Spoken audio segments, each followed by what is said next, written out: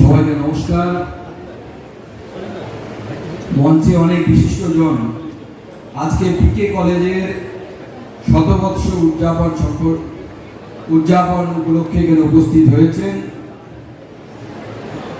আমি একটু প্রোটোকল ভেঙে এই কলেজের 3 প্রাক্তনীদের নাম প্রথমে নেই।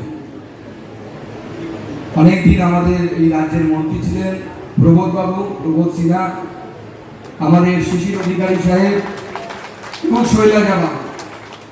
3 জন আমাদের যারা এই কলেজের সাথে ছাত্র হিসেবে কিংবা অধ্যাপক হিসেবে যারা যুক্ত থেকেছে, তারা মঞ্চে আমাদের মাঝে আছেন আমাদের পশ্চিমবঙ্গ সরকারের উচ্চশিক্ষা দেখার দায়িত্ব যার হাতে ন্যস্ত হয়েছে। এবং আমি মনে করি মন্ত্রিসভার মাননীয় মুখ্যমন্ত্রী যে সিদ্ধান্ত নিয়েছেন যে জগন্নাথ চট্টোপাধ্যায়ের মতো একজন যোগ্য ব্যক্তির হাতে তিনি পশ্চিমবঙ্গের উচ্চশিক্ষার দায়িত্ব দিয়েছেন, সেই উচ্চশিক্ষামন্ত্রী মাননীয় জগন্নাথ চট্টোপাধ্যায় উপস্থিত আমাদের আরেকজন মন্ত্রী, যাকে মাননীয় প্রধানমন্ত্রীর স্বপ্নের একটি প্রকল্প প্রতি ঘরে জল পৌঁছে দেওয়ার যে স্বপ্ন মাননীয় প্রধানমন্ত্রী দেখেছেন, সেই স্বপ্ন সাকার করার জন্য মাননীয় মুখ্যমন্ত্রী যাকে দায়িত্ব দিয়েছেন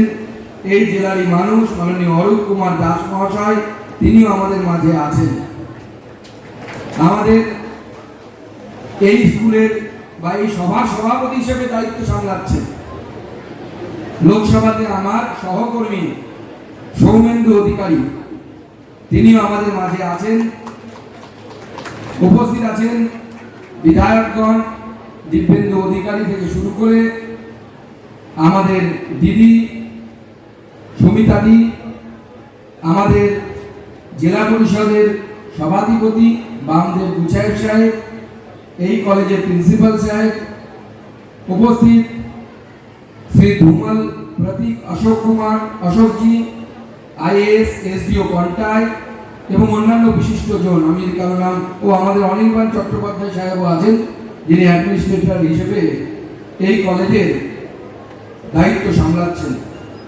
সকলকে এবং আমার সামনে উপস্থিত সুধীজন গুণী মানুষজন যারা আছেন তাদেরকে কলেজের প্রত্যেকটি অধ্যাপক অধ্যাপিকা এবং আমার প্রিয় ছাত্রছাত্রীরা, আমি বর্তমানে ভারত সরকারের উচ্চশিক্ষার সাথে সংযুক্ত মন্ত্রী হওয়ার বা শিক্ষা দপ্তরের মন্ত্রী MOS হওয়ার পরেও আমার মূল পরিচয় হচ্ছে আমি একজন শিক্ষক।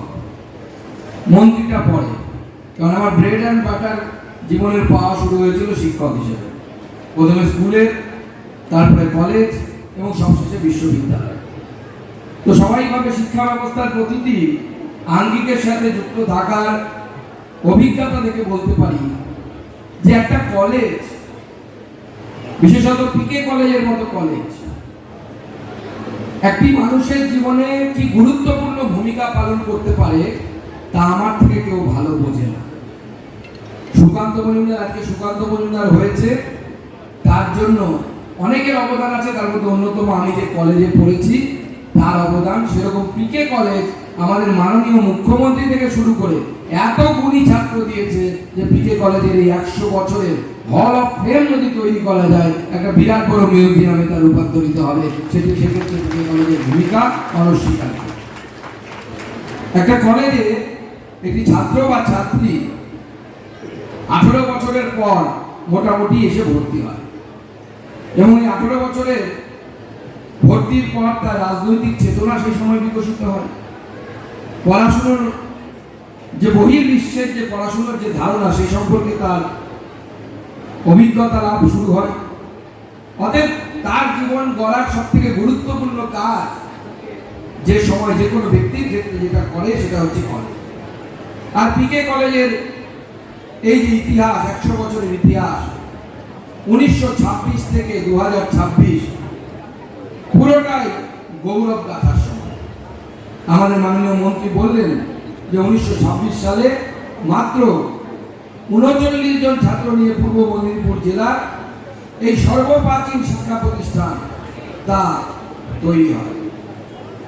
1985 সাল পর্যন্ত তা বিদ্যাসাগর বিশ্ববিদ্যালয়ের আগে কলকাতা বিশ্ববিদ্যালয়ের অধীনে ছিল।